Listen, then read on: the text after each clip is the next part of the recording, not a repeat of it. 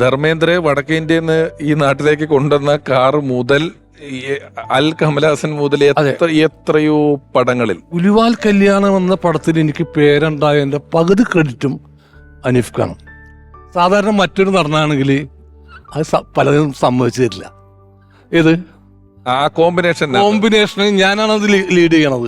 അതായത് അദ്ദേഹം ടാക്സി ഡ്രൈവറായിട്ട് വിളിച്ചോണ്ട് വരുന്നതാണെങ്കിലും ഇവിടെ വന്ന ശേഷം ഒരുവൻ മുതലാളിയായി, സരിമേട്ട മുതലാളി, അദ്ദേഹം എല്ലാ ജോലികളും ചെയ്തു തരേണ്ട അവസ്ഥയിലോട്ട് വരുന്ന അവസ്ഥയിലേക്ക് വന്ന് ചിലർക്കൊക്കെ അത് മതി ഫീൽ ചെയ്യാൻ.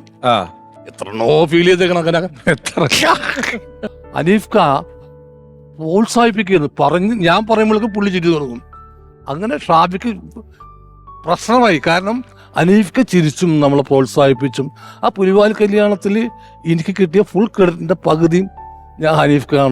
അദ്ദേഹം ഇല്ലായിരുന്നെങ്കിൽ മറ്റൊരു ആർട്ടിസ്റ്റ് ആയിരുന്നെങ്കിൽ എനിക്ക് അങ്ങനെ ഇത് ചെയ്യാൻ പറ്റില്ലായിരുന്നു.